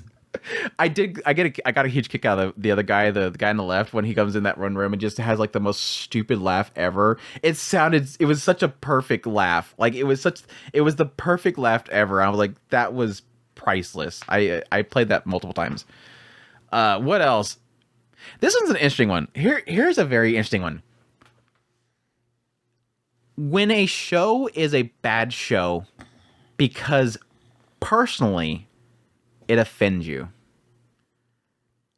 I can't say that I've ever... of course, me and Chris are very thick-skinned, I guess. Agree or disagree. I'm throwing it in there, and I shouldn't. Fairly. For entertainment, I guess. Yeah. For entertainment purposes, when you consume something, I would say that we're very... what's the best term? Not really thick-skinned, but hard to offend, I guess, is the best way to put it. Yeah. Not soft. Not to say that if you're offended by a show, you're soft. I'm gonna put the stupid qualifiers in there. It takes a lot to bother me, I guess is the best way to put it. I'm very much so a duck's back. Let me clarify, because I can hear somebody going, well, Chris won't watch the dark shows. Yes, I can watch the dark shows. We're talking about like I choose not to watch the dark shows. We're talking offended, not depressed. Yeah. Not unsettled, but offended. Like right. A character does something in a show where you're like, I don't like this writer anymore. Like you're like, you almost want to go online and say what a horrible person the writer is. Like, okay, for instance, I have a rough idea of what happened in the last few episodes, somewhere in the last few episodes of Butoreba. I choose not to continue watching that show because I don't want to partake in that. Now, if Andrew came back in 4 episodes and said, okay, Chris, you have to watch Butoreba because I want you to talk to me about this on the podcast. And so I really, really need you to sit through all that garbage and go ahead and watch it so that we can get to this really, really super awesome ending and we can both talk about it. I would grumble a little bit, but I may end up watching it because Andrew asked me to watch it. I would hope he didn't, because I really don't want to watch that, but it is what it is. You see what I'm saying? It's not an offensive thing. It's just that I really don't want to get in that dark mindset at all. I want to stay out of that. I think because I have a different separate line that's obviously for the bullet point of difficult subject matter. That's what that falls into. Yeah. It's whenever there is something in there that's unsettling on purpose, and it makes your heart hurt. It upsets you. I it's unsettling is, I guess, the best way to put it. I tend to be more empathetic towards characters, and so I tend to. If I get really into a show, I'm literally empathizing with characters, and I hope everybody does. Otherwise, you're not watching the show right. And well, I'm assuming not. I'm because some people really like this crap, and it's like I don't get it. So I think some people like the thrill of it. It's not that they're not empathetic to it. It's just they like the thrill of it. Yeah, I do know that there is a catharticism to some folks. Maybe that's just not me. I don't know. Yes, there's extreme examples, but I think the reason why, for us personally, going back to specifically the idea of something being personally offensive, is I think that typically with a lot of this kind of stuff, and I think most people get offended these days that have something to do with politics or beliefs. And even with shows that its belief seems to be counter to what I... Like, good example was with Virgin Mary. Read the Virgin Witch. That show is like super like dark in certain regards, and I almost felt like it was feel like it was a little pushing a little bit too far on one side, and it was being like almost anti-religious and stuff like that. There's a lot of shows that are anti-religious. Yeah. And I could see that any other person would probably be offended by it, but I think it's because I disconnect myself so much to it that I don't necessarily find offense to it as long as it's doing something that's interesting. And I think a lot of stuff can be either put into the realm of religious or especially these days, politics. And I think because anime itself doesn't really rely too heavily on politics, that makes it work in a way that doesn't offend. That could change eventually. Like we're talking about here recently, the idea of it getting more popular and it might being more Western politically driven. But I think for right now, anime just doesn't really try to get too much into that stuff. It's there. I'm not saying that I'm blind to the idea that there's never politics in anime. But I think for the most part, there is one element of it being disconnected from you not living in Japan and not knowing the politics and thus it bothering you. And on the opposite end, that it's not necessarily something that is in your face. And I think a lot of the Western stuff tries to get too much into your face that it bothers you. Now, there is cases where it feels like it's a little bit too heavy-fisted in regards to certain messages. Like, for instance, Hayao Miyazaki, let's face it, loves anti-war movies. Yeah. Like the Herring one just came out recently, and somebody was saying that they watched it, and I was like, let me know what you think about it, because I haven't really heard many people talking about it, or at least I'm not looking for it. And they came back and I said, is it a anti-war film? Like, is it yet another Miyazaki anti-war film?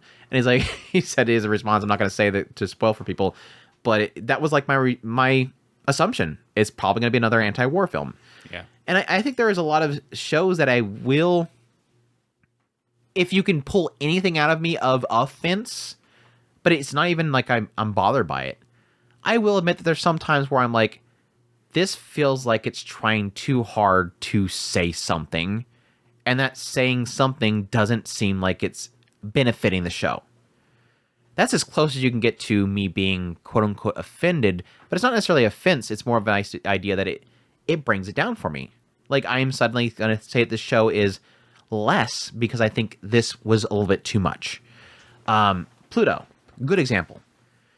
Not that it affected my feelings of the show overall, but that was a very anti-war film or series. Like, there was a lot of time spent saying how horrible war is. And I even made a joke when I was reviewing. I'm like, at some point, it just really felt like, do you hate war yet? Hey, by the way, do you see how terrible war is? And I'm like, you don't have to show. I know. Like, who's saying you're wrong? Nobody likes war. Well, there's people that like war. Just saying. I'm assuming there's somebody who likes war because we keep going to war. Wonder why. Certain people making money off it, I'm assuming. But no, going into this difficult subject matter, I think that is something that's going to be a little more in the realm of, I think, and this goes into what you were saying earlier, which I definitely agree with, like the comedy, where it's not like, whenever you see something that is difficult to stomach, that has difficult subject matter, it's sort of like comedy in the idea that you understand that some people would enjoy this, which, I mean, again, this goes into a lot of these things. You understand that some people would enjoy this and find value in this, but for you in that particular moment, it just doesn't work. I don't think I've really ever dealt with too many cases of that. I know that you've been struggling with that recently with a lot of more negative stuff, more violent stuff, I guess is the best way to put it. Like, would you watch Higurashi when they cry for the first time now? No. I mean, you didn't even watch Go. You didn't go watch Go and Sotsu, did you? I watched 1 or 2 episodes of the remake and then I stopped. And you were like, yeah. I see where this is going. I remember all my dark feelings. Don't need them again. I thought this was the Kai. Was it? No, it wasn't Kai. It was one of the OVAs where it's suddenly like everybody's just having fun and we're dressing up. We're dressing up Hanyo in goofy outfits and we're going to the beach and stuff like that. I like that version of Higurashi when they just have fun and go to the beach. Oh my gosh, there's another prime example of like comedies that didn't work for me is Fruit of Evolution. Oh gosh, that show. I didn't rate it. That's why it's down there. Nothing wrong with that show. Shut up. It was fine. Shut up. What's the lowest rated show where it felt like it was just not... What's the best way to put it? Not... Just kind of... Cruel. Cruel's a good word. where a show is just cruel. Like I mentioned earlier, technically with like Snafu, I felt like that show was cruel. But I don't think it's not necessarily difficult subject matter. It was just cruel. So I guess that's not a good example. But like I said, I typically with a lot of these shows where it's like more heavier subject matter, I don't necessarily think I've ever been like, I want to rate this low because why is interspecies reviewers not? I didn't put it. Okay, I didn't update it on this page. This needs to be completed in 10 out of 10. Interspecies reviewers needs to be 10 out of 10. Like I said, I need to update some of these scores, and apparently listings as well. God, this is another good example of like comedy that didn't work for me. Grand Blue Dreaming, and I know there's a lot of people that love that. I think it was like mostly college people. Like most people that I seen that were really like hype on it were college students at some point. Like. I think this is probably the most difficult area for me because I don't think I've ever rated a show low just because it's unsettling. I kind of wish Chris came into this podcast having spent like the last 16 days updating his Annie list and stuff like that and rating everything. That way we could. I would love to look through Chris's list. Would it be all like ones and eights? Are you good? Are you good at rating like this? I don't do it. When we stopped doing it, that I've never gone back. I just don't. I don't have. Do you remember? I either like a show or I don't care to watch it. It's all there is to it. I don't really. Perfection or drop. Pretty much. There's a lot. I mean, there's a lot of people that like that because it's all about your time. If you value your time, unlike Andrew. Well, I mean, even then, I back there was a time when I would actually sit there and force myself to watch every show, but I don't have the time for that anymore. Especially with 70 some odd shows. It's just not happening. Devilman Crybaby. Devilman Crybaby I did rate low, but it wasn't because of how cruel the ending is. Because I've looked into the previous stuff. Like I know Devilman, so I kind of know where it's going. So that was kind of not a shock for me. But I can see a lot of people based on Devilman Crybaby probably not liking the ending because that one is extremely cruel, like massively cruel. So I guess I don't really have anything that's like difficult subject matter that I didn't like. I typically don't like shows for other reasons besides it difficult subject matters. Like, because even Pupa, it's not that it's because she's munching on him. Magical Girl Sight is extremely cruel, not the reason. Magical Raising Project, I rated it low not because it was cruel, and that's an extremely cruel show. So I don't know. I guess I don't really have anything to really say in that department. That part I think doesn't really bother me that much. Here's the best one, Chris. Cases where you rate a show low because it picked the wrong waifu. Oh god, there's plenty of them. There's so many shows that I would downrank it because it picked the wrong waifu. It was just a difficult, not many to choose from because there's not many shows that actually end when there's multiple choices. Most of the shows kind of just stop and then you have to read the source material. But we have like 5 on the top of my head that I can think of on the top of my head that I don't want to mention because it technically spoils it. Yeah, that's right. True. It's difficult because I like there's one popped up in my head right away. I absolutely despise the choice. I would have been fine with either choice, but I despise the choice. And it's what's interesting is whenever and I can fully admit there's an element of headcanon. Like you believe based on these circumstances, you've watched the story, you've read the story, you've went through the story, and you feel like the ultimate conclusion is leading to this punchline. He has to choose this one based on everything that happened before it. I admit that sometimes that can be subjective to a person. But there is cases where, but I don't feel like that's always the case because there's plenty of cases where it doesn't choose what I want them to choose. Like I have my choice, a girl, quintessential quintuplets. I have my girl choice, but it didn't necessarily go that direction. But guess what? I was fine with it. because I felt like they did well enough to both show me. They did well enough to show me why it was the choice, and it made sense to me in the end. Yeah, It did feel like a rug pull. I will admit there was a little bit of a rug pull there, but it made sense in the end. Even on the one that I was talking about, where I was fine with either scenario, because number one, it was the girl in the box, so you know which one is going to be there. It's always the girl in the box. It's always the girl in the box. But at the same time, it gave a solid story for both characters, both girls. So it went through a process of explaining this. It explained the reason why there was this split, and then it gave the story of the new character or the other character, and it said, "Hey, now we're going to this moment," and it said, "Now you have to choose." Erabe. And you're going, and you went, I could see both ways. Are you talking about pupa? Yes, I'm talking about pupa, obviously.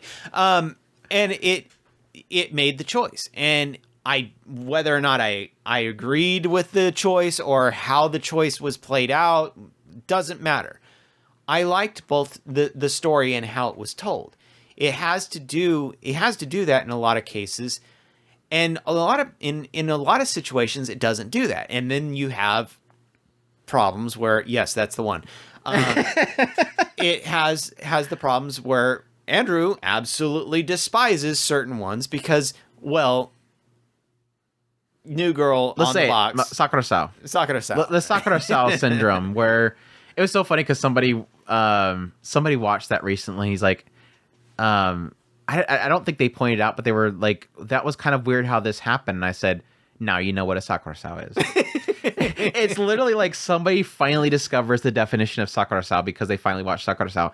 And I'm like, that's sort of become a joke with us because it just feels like that is something that writers like to do. It happened here recently with Masamune Kun's Revenge. They did the same thing. There's this weird fascination that I think these writers have with almost doing a what if when you know who the choice is going to be. So every time they go this like, oh, but what if this girl was the choice? And they start going into how great that choice is, and it feels like things just fit so well. At the very end, they go, oh, never mind. That's the Sakura-sao thing. Yeah. It's never mind. And so I'm always kind of very loose whenever I say that joke because it technically does imply into another show what's going to happen. But it is literally the prime example of something that frustrates me so much. Now, I will admit that it doesn't always lead to me. It does affect a show for me. Like, I don't know. Let me see if... Well, in a way, it will affect it for me. But my point is that, like, a few of the examples that I've given as Sakura-saos, I just looked them all up. And none of them are bad shows for me. Like, they're not below, like, 5. So I don't know necessarily that... I guess the argument can be made that I guess they do well enough to tell the story of why it doesn't work out the way that I kind of think it should work out. Or at least maybe personally, I guess I don't let that weigh the show down. I'm trying not to let my bias affect it. As much as I think that this is just bullcrap, that it should have ended up with this character. It should have been with B because he spent 5 episodes of the 12 episodes, the later 5 episodes of 12 episodes with B, and he goes back to A. I will not let it affect my score. I will not let my waifu. I guess the thing is to remind yourself that whenever a Sakura-sao moment happens, it's not that your choice didn't win. It's just that you realize that point he doesn't deserve her, and now she's still available. Whenever the protagonist does not choose your girl, they're still available, and they're your waifu now. They're not going to get stained by that stupid protagonist that doesn't know what he's missing. He doesn't understand what he's lost. Yeah, he doesn't know what he's missing. He doesn't know what's good taste. He's got terrible taste. What else? We did that part already, technically. Have you ever experienced bait and switch ruining a show? Because we got some good examples of it where it's good. like punchline. But I don't know that I've ever had an experience where the bait and switch ruined it. Because I mean, you usually tell within like 4 episodes. Punchline took a while. I think that was a 4-episode point, or was it 5? It was a significant kind of leap because it was like super high ecchi, and then like out of nowhere, it's like, oh, okay, this has actually got a serious story. I don't think I've ever had a situation. It's hard to remember if there's ever been a situation where like way late in the show, there's a bait and switch. And I will admit, and we had a very long conversation on the Discord the other day about this. I do fresh in my mind. Technically, yes, Vivi Floor Ice Song was. I wouldn't say it's a bait and switch, but it felt like the writing was trying to push it towards one thing happening, and it almost felt like the writers sort of went, yeah, we're not going to go that dark. Even though everything's pointing at this going to be pretty dark, we're not going to do that dark. I went back and checked my review on it, and I did technically still like the ending, but I do admit that it felt like it chose to be safe and do something very typical and not be kind of dark, which was kind of disappointing. But I don't know. I don't think that there's really any case of bait and switch. I want to say there's a lot of cases where people will say that they're watching a show and they're enjoying it, but then it gets... A good example is... I guess that's a good example for me is Akiba Maid War. That technically was a show where I felt like that first episode was what they should have kept with, but then it just got too heavy. Like it stuck too heavy for the rest of it. And I think it was better off. And every now and then it had a punchline. Like I said, the whole elevator closing on her head. But I think that show just got too heavy. Like I could almost still feel like there was an absurdity to the darkness in there. But it never got out enough of the heaviness to make it funny. Like it was too deep in there. And it's like, you have to come back out here for me to laugh at you. I can't laugh at you when you're that far in the pool. You're wallowing too far down in there. You're literally dancing around in corpses. And it's not funny anymore. Everybody's covered in blood. I don't see the punchline under all the blood anymore. I can't even see your goofy faces anymore. There's too much blood on them.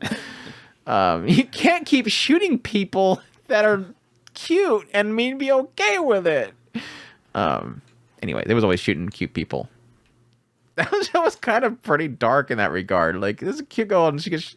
But no, it always had to start off with them, like, being super aggressive, and then they get shot. It's like this... It's the cute, like, you know, maid outfit girl who's going, you know... Has some bunny ears on her head or something. Cute. And then it cuts to them going, spit, and then they get shot. They always have to have, like, the evil, mean, spit on the ground type of look, and then they get shot. You can't shoot them when they're cute. Never shoot them when they're cute. What else I have? Production issues.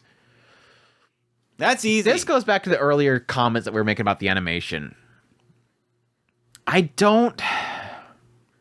Has it ever truly killed this show for me?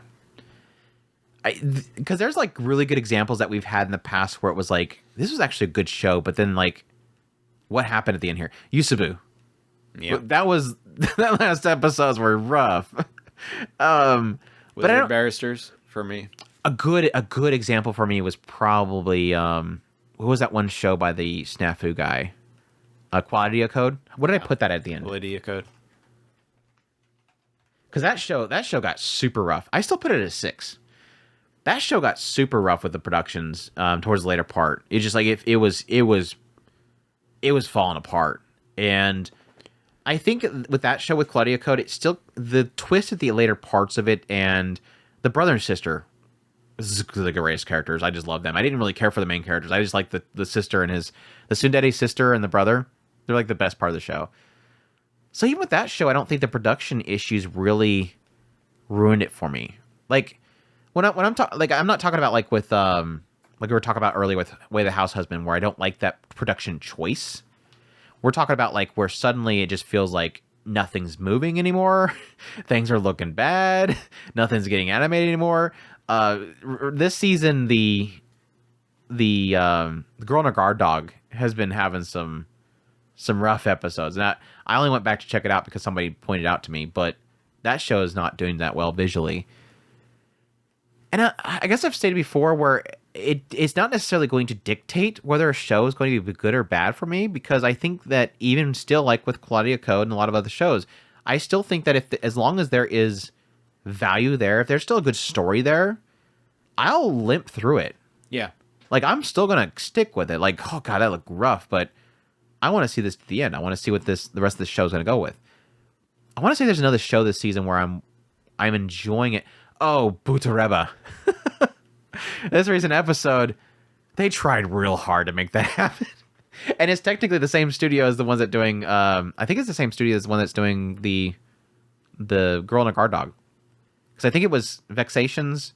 I haven't caught up with the Vexations. I'm like 2 episodes behind, so I hope that show's not going to crap. Vexations, Girl and a Guard Dog, and I think Butareba, I think they're all the same studio, aren't they? Are they? Because I think when I was talking about the Girl and a Guard Dog kind of going downhill, I don't think Vexations I was like, is as long as that bad. one's not. I don't think Vexations is doing bad. I think there's been rough points in it, but yeah, they're still holding it together. Like the whole fight that they had, like I said, a couple episodes ago, when they had that big tournament between all the Crimsons, it wasn't the greatest looking fight, but at least it functioned. Like, it's one of those, like, it's not, at least it's holding something together. Like, at least we're not cutting to weird CGI or anything. Yeah, it's project number 9. Butareba, Hikikomori, and Vexations, and Girl and Guard Dog. Yeah, I was hoping that they would just, like, take all the staff away from Girl and Guard Dog and just give it to Vexations and Butareba. But Butareba looked a little rough in this last episode, but I don't really expect too much from project number 9. I'm still surprised they're doing 3 shows this season, but that's not what we're discussing here. But I mean, it is the point. It is the point. These shows kind of getting rough, but I don't think it necessarily ruins it for me. I don't think I've ever had a case where I've had cases where it feels like there's just no production values whatsoever through and through. Engelmois. Oh gosh, what did I put Engelmois at? I wanted that show to be so good. What did I put Engelmois at? I don't remember exactly how to spell it, so I'm just gonna put that and hopefully I find it. Let's put M in there. Yeah, see, that's what I thought. I knew the moment I put something else in there. Engel, how do you spell it, Chris? Why don't you just do MOIS? Thank you. I was just about to do that. Engelmois. See, that was still the 7 for me too, and that show also towards the later part of there got really rough. I don't know. I don't think there's really a case that I can really give where just because the quality went downhill at some point, I ranked it back. I want to say I've probably dropped points, but I don't think a show has ever been bad purely based on the production issues. Now, again, to say earlier, I think I mentioned this earlier, a culmination of all these things technically is what makes it. Yeah. A culmination of all these things is what technically makes the show, for me, become a quote-unquote bad show. Well, and that's what we were saying at the beginning. At what point does it become a catastrophic failure? It's not necessarily because we're, for a lack of a better term, we're very forgiving of a lot of these shows. It's literally at the point where it's just so many things have gone downhill that like you Rewrite. just can't watch it. Like Rewrite. You're so brutal on that show. Rewrite is a culmination. I have it a 2 out of 10. Rewrite is a perfect example of a culmination. The Raptors, the CGI Raptors, the story was incomprehensible at so many points. There was so much happening there. Just the structure of the show, the characters just not being played out right. Rewrite is a prime example of a show that I wanted to love. It's another Key show. Yeah. But everything did not culminate right with that show. On the opposite end, there's some examples like Rent a Girlfriend where it visually looks good. I mean, they on their game when it comes to making those girls look good. They know how to sell figures. But everything else, like, I hate the main character. I hate the writing. I hate the execution of so much stuff in there. That's true. So it's an example of something looking good, but having no value. But yeah, I just... It is always going to be a culmination. Rainy Coco is a prime example of it's not for me. You remember Rainy Coco? How much did you watch any of that? Did we watch that together? No. That was Funimation days, dude. Oh man, I'm getting like flashbacks of Funimation's website thinking of Rennie Coco. I want to say that I got through the first season, and I was trying to get into the second season, and I gave up. There's a show that I want to try again. Chris loved Shobi. Didn't you like Shobi? I liked it. Yeah, Shobi did not work for me. I just don't think I was like wanting that at the time.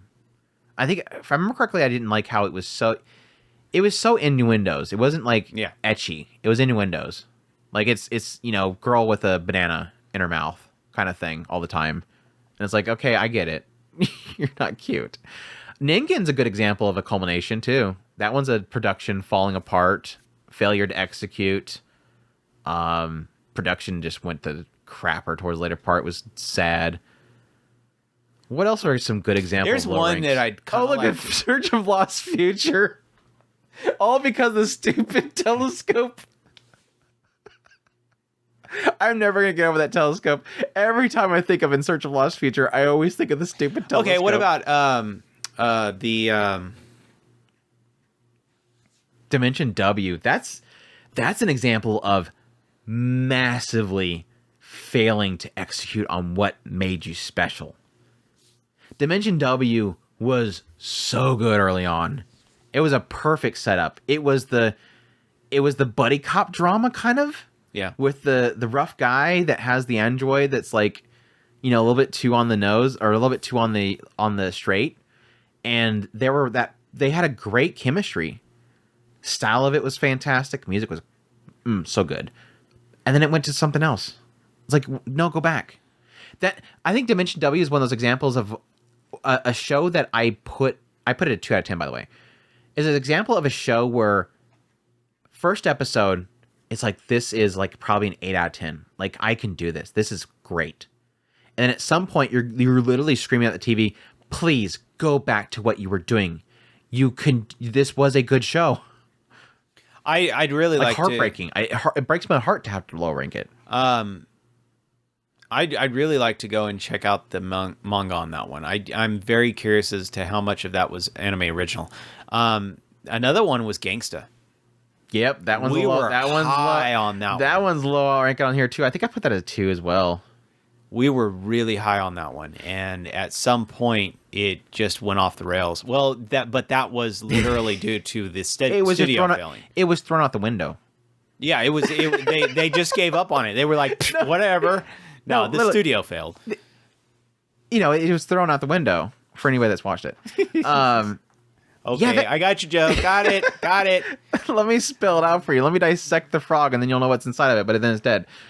No, it's like that's another one of those ones where it's like everything was going great, and it wasn't like the best animation. Like we knew very quickly. It was like within 4 or 5 episodes, you knew the production was kind of struggling. Yeah, like there was that whole fight scene they had with like a couple of them. It was like, ooh, this is not looking good. But it was like great world, great characters.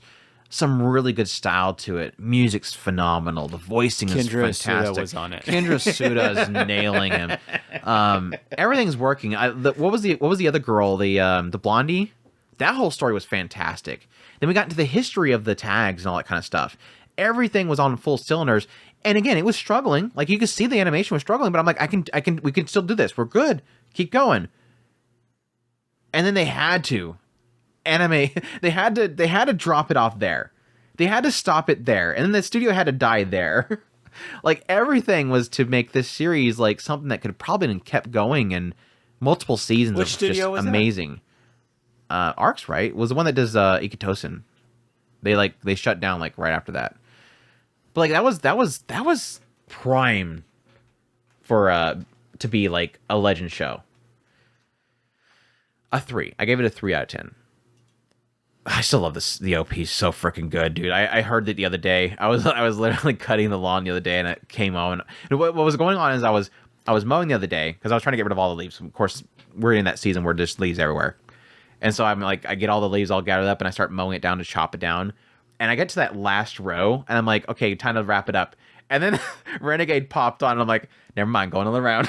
I'm gonna keep going. I'm gonna listen to some Renegade real quick. It actually plays quite often when I'm listening to the playlist. So, Manglobe. Sorry, it was Manglobe, not Arcs. Poor Rip Manglobe. Last time they did anything was Genocidal Oregon, which is also another one that I ranked low because good concept, but failed to execute on that one. Another failed execute. Fate Unlimited Blade Works is low ranked for obvious reasons. Have you ever had a show where you low rank it because you hate a certain character? We talked about the idea of having like only one character that you carries a show for you. But you ever had a show that you don't like because of one character? Rent-A-Girlfriend. That's true. But it wasn't the response I was looking for, so it threw me off. Yeah, he ruins that show. Like, the main character... like, I've said before, if you remove that character, if you remove the main character from Rent-A-Girlfriend... It'd probably be a 10. It'd be a really great show. No, I was going to say, as a joke for Chris, is Fake Clyde Liner. Do you think you hate her still? Have you tried it recently? Because you didn't like the Genki girl. You expressed a large amount of hatred for the Genki girl. I don't remember she was like hating her that much, but okay, you probably be a lot more open to her now. I think you would. Who was it? It was this girl right here, wasn't it? Tatsuko? Wasn't she the Genki girl? Probably. Is it her? She looks like a Genki girl. she looks like a Genki girl because her mouth is open in the picture. She's oozing Genki. I don't know. Maybe I won't like it. Because her mouth is open in the picture on this site. She's got to be the Genki girl because she's. I can hear her yelling. I can hear her yelling. And like Ilya, she has her mouth open too, but you could just hear cute noises coming out of it. But that girl, you can hear yelling. Anyways. What else did let me see if there's anything else that's like a shocker low rank for me. This is kind of fun to look through this stuff. Haganai, that's a hurt one. I wanted to be higher on that one, but that one just didn't work. Dude, you remember like the first show that I hated from PA Works? Haruchika. That show, it just didn't work for me. It just didn't work for me. Grand Blues, that was mainly because Grand Blues is an example of a show where the humor just doesn't work. Like Grand Blues, I love Grand Blue Fantasy. Yeah. But Grand Blues, they were so obsessed with the muscle joke. Like they kept having the dragon just constantly do the muscle joke, where suddenly he becomes like a big muscly dude, and like the joke, it just didn't work for me. I'm sorry. What else is some examples of some good ones? This one was hurt. Darker Than Black, Gemini actually hurt because I love Darker Than Black, and Gemini of the Meteor was just not good in my opinion. Brynhilde in the Darkness. That's the one I was going to ask you about earlier. Do you think that it would be worth the time to go and try and re-watch that? I think it had some really cool ideas and really cool concepts. If you're asking me if you should, sure. No, for me, no. Because it's still fresh in my mind why I didn't like it. This was another cases of one of those. It was almost like I was joking about this in my head earlier today because I actually seen Brynhilde on here and I was trying to remember why I didn't like it. And Brynhilde in the Darkness, I think, is one of those cases where I think it was trying to be a retake on Elfen Lied. Right. It was trying to tackle that again because it feels like it. Like through and through, it just feels like a reskinned Elfen Lied. But the reason that didn't work for me is because it felt like it was doing something really good early on. And I think if I went back to my review, I'd probably be word for word for this. And then it just turned into spa episode. It turned into bath episode. It was just nothing but this guy being around a bunch of cute girls. And them just doing shenanigans and him accidentally catching them in the bath or whatever.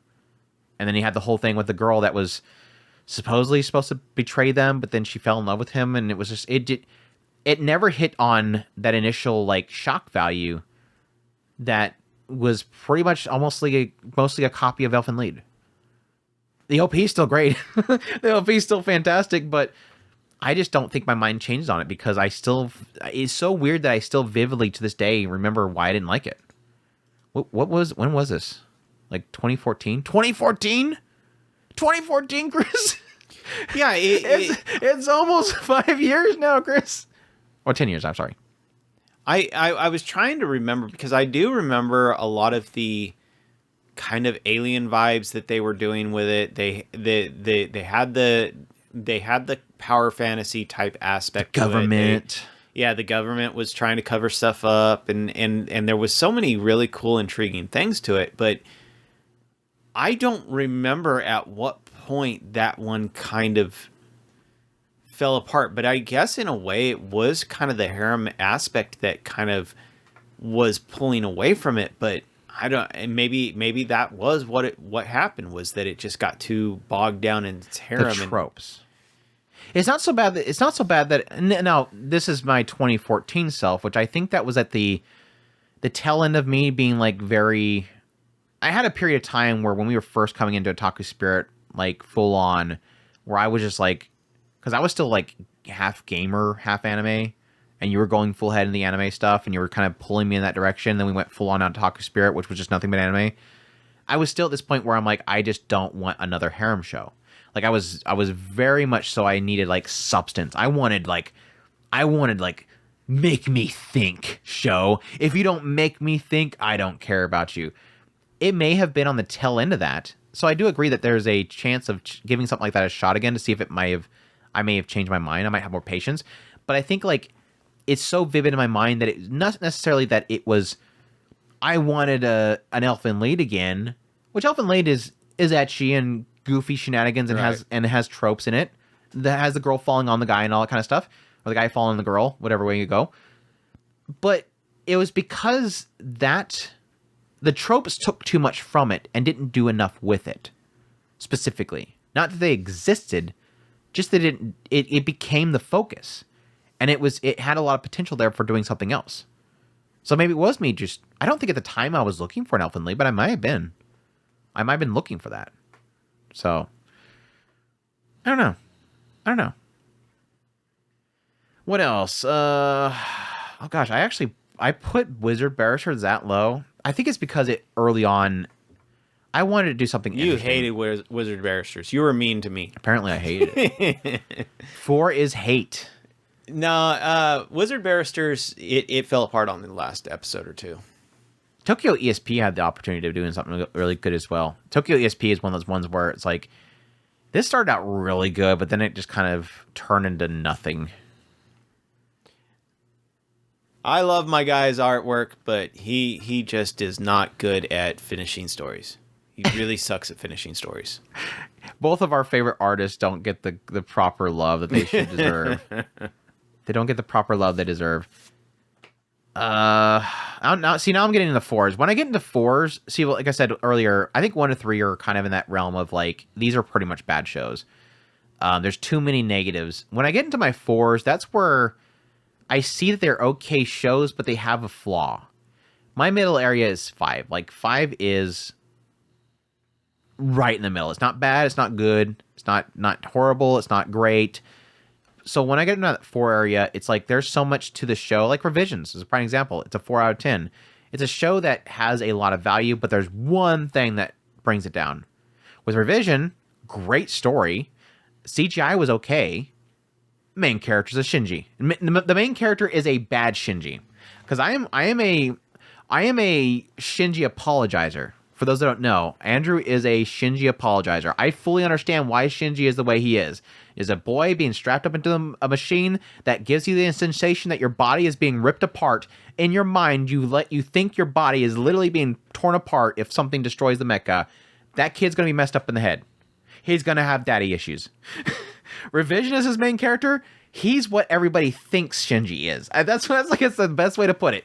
Everybody wrongly accuses the actual Shinji, when in fact Revision's main character is the Shinji they all think he is.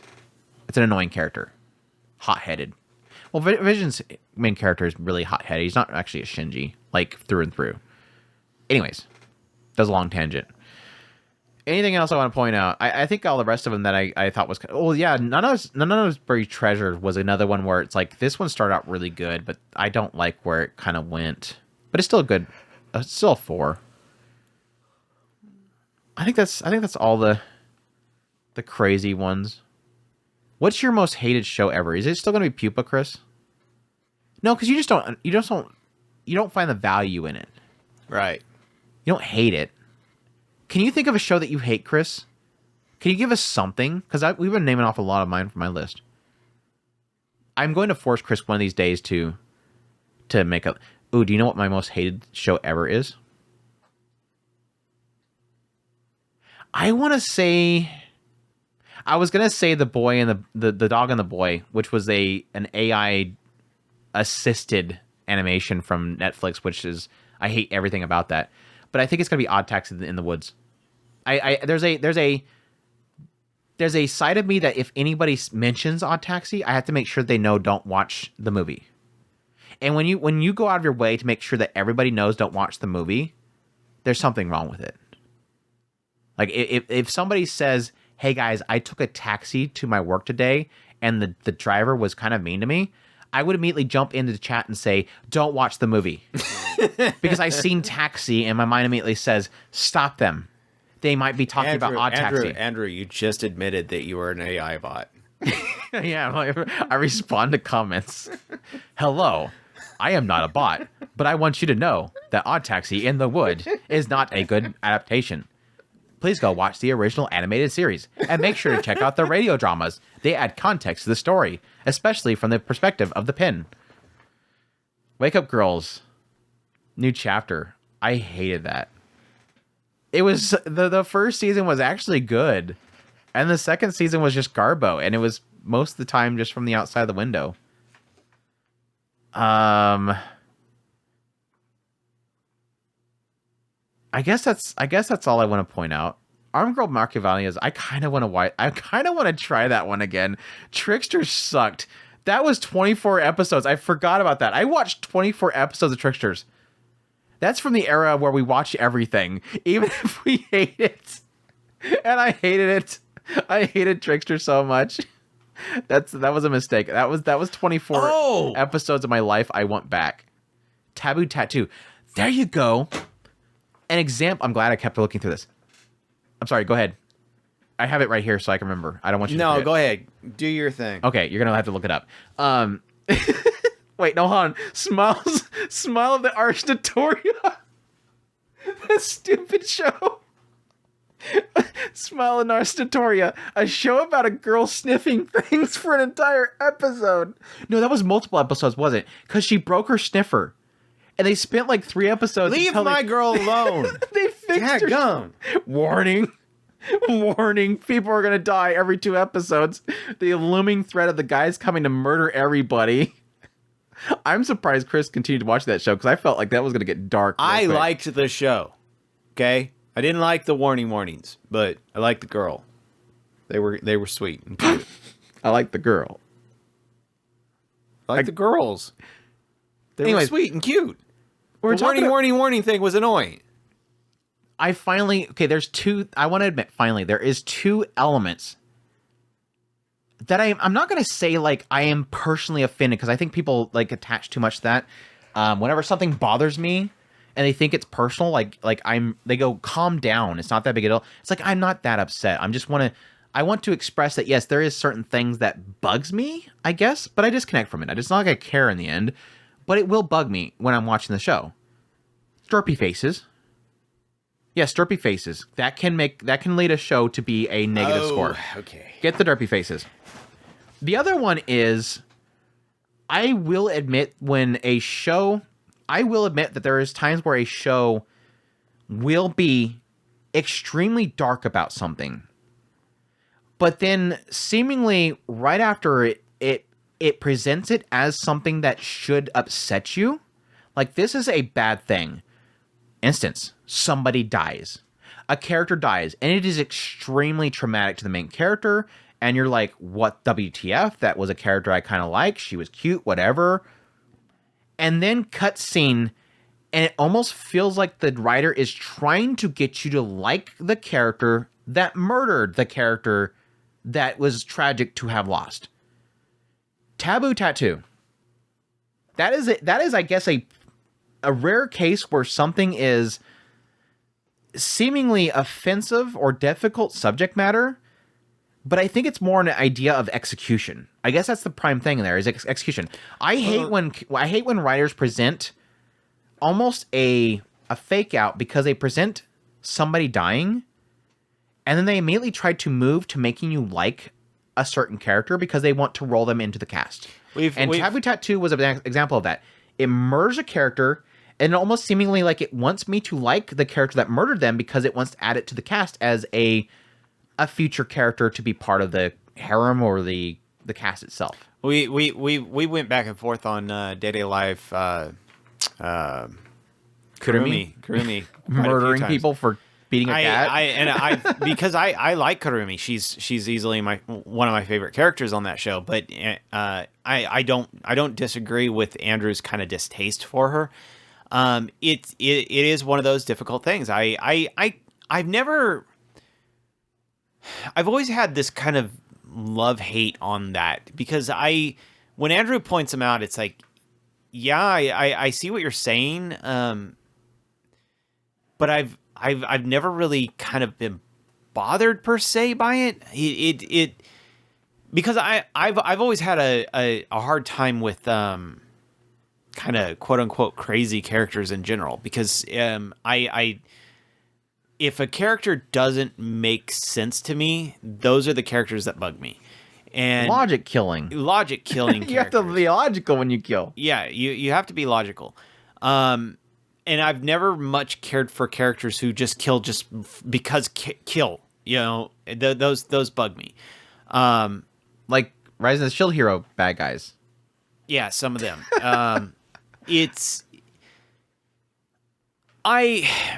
I've always had this kind of weird thing. Now at the same time, one of my other things is time. I can't stand when writers try to put time into their stories. The second I see time, I'm like, okay, you better be very, very careful. There's a few that have actually. The moment that sun goes down, he's like, "There's time in that world." I don't like it. I don't like it. The sunset. I don't like this world. That when they start down messing with timelines and goofy crap like that, it's like you better be very, very careful. And I don't know why. It just that tends to be one of my things that bug me, and so when that happens, I tend to be very, very touchy on that. But outside of that, I mean, comedy wise, it's like. Did you ever watch any of Tokyo Revengers? Did you ever get around to doing that? No. Because it was like I scared you away with the fact that he's trying to unkill the kill girl. You tried to save me. You tried to save it with cute girl, but time. I don't know how. I don't know how I got through the to get to Tama in your the Shadow show. So, but it happened. That one was rough. The Shadow show. The one with the shadow clones. It was only like two seasons ago with the beach girl. Oh, Shadow House. I got you. Not Shadow House. I like Shadow House, and that has nothing to do with time. You said the shadows in it, so I was like Shadow House. The daggum doppelgangers. The doppelgangers. Everybody else is like, Andrew, how do you not know what show? That was a year ago, Chris. That wasn't a few seasons ago. It was a few seasons ago. How many Summertime seasons? Render was back in like summer of last year. It was in last year's Words. It's a couple of seasons ago. I'm like, Shadow House is a year ago too, Andrew. But he said shadows in the house. I don't think he said house. I said beach girls. Time. I don't know. There was time in that one, and I was very, very I was very careful on that one. But no, I was thinking like Tokyo Revengers is like, if I'm pretty lenient with time, but like Tokyo Revengers agitates the fire out of me, so I'm like, I almost wanted to trick Chris to watch that show just so I could hear how angry it would make him. Because if it bugs me, oh my gosh, he'd be ticked off. Gosh, that time stuff makes no sense. Like that show is the worst of it. Ugh. Gag. Yeah, I'd be throwing. Which one was the last one that I had seen that and it irritated the snot out of me? I don't know. They tried to do the It technically was, because it was like trying to fake you out on when is the dudes in our Satoria and when is the girls. Like, it almost made it imply this idea that they're like in the past before everything went down, and like whenever it cuts to the guys, it's like whenever, because there was time jump, they were jumping time, not jumping time. There was like one scene with the guys, they'd be here, and then it would be like almost feeling like a lot of time has progressed since you went back to them and they were talking to somebody else. They were all over the place in time. That show sucked as far as time was concerned. But it was like, when are we? It's like a question of like when are we is the massive question mark there. So anyways, yeah, anything else? Is that it? I think we went through the entire bullet points that I had anyways. That was a fun conversation.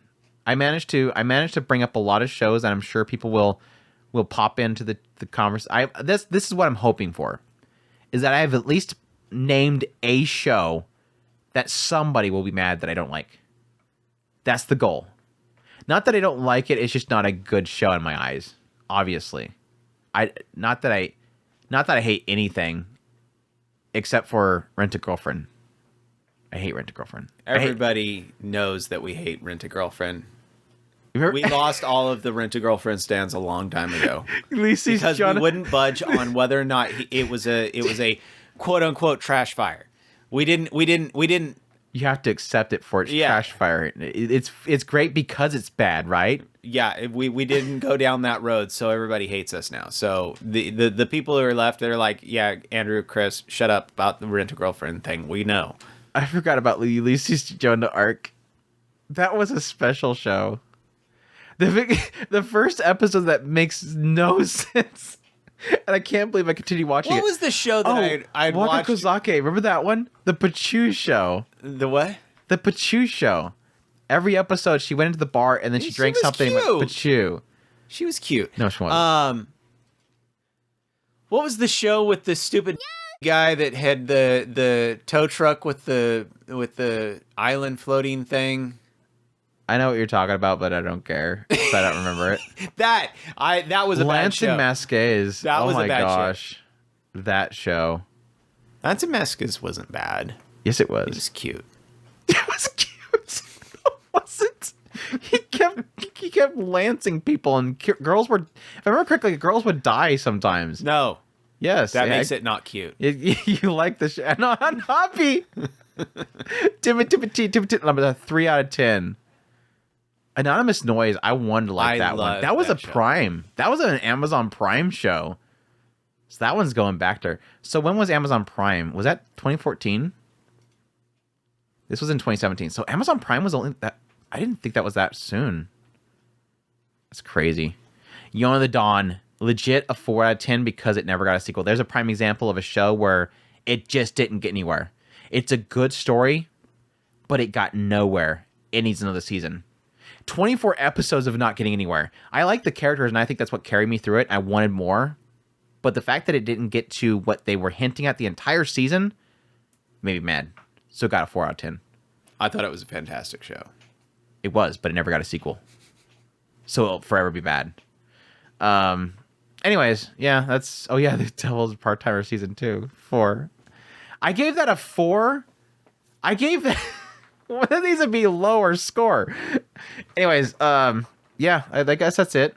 That's Poor Luluco. Yeah, I wasn't a big fan of Luluco. There's a rare I did not like a Trigger show. Even though everybody thinks I hate Trigger, it's like a rare one that I didn't like. Andrew hates Trigger. Oh, they're making another Inferno Cop? Gosh dang it. It's coming back. We should have never talked about it, Chris, because now they're making more. Are you happy? And Stocking too. Well, yeah, they got they bought the rights to it, so now they're gonna make a sequel. We'll see. I really hope they don't hold anything back. I'm actually really excited about that. I'd love to see it now. We'll finally get the answer as to if Panning and Stocky can live in this age, or if they'll die it down. I don't think they will. No, Trigger's not. I don't think Trigger will hold back on that. I guess it's just because the comedy itself is just kind of very, very lewd and questionable and provocative, and we'll see. I hope they hold nothing back. I need to go watch the original one. I do too. I still need to go watch the original one. When was that released? That's like back there, what, 2008? Question mark. Oh, it's gonna be in Gainax, isn't it? Is it Gainax? Possibly. I don't know. Prequel. Yeah, Gainax. This was 2010. That soon, really? My my sense of time sucks right now. I'm done. Anything else, Chris? Anything else makes a bad show? I think we pretty much pointed out. Yeah, garbage animation definitely does hurt it. Audio, I think both of us are pretty lenient on. Obviously, yeah, poor stories and execution is always going to ruin a show. I think that's probably the biggest sticking point for me. Comedy, we pretty much laid out our taste, I guess is the best way to put it. We don't care about offense, though you don't like cruel. Cruel just makes you not enjoy something. You're probably not going to watch it. Yeah. Not that you bash it. And we hate when they pick the wrong waifu. That's it. That's it. That's it. That's what makes a bad anime in our eyes.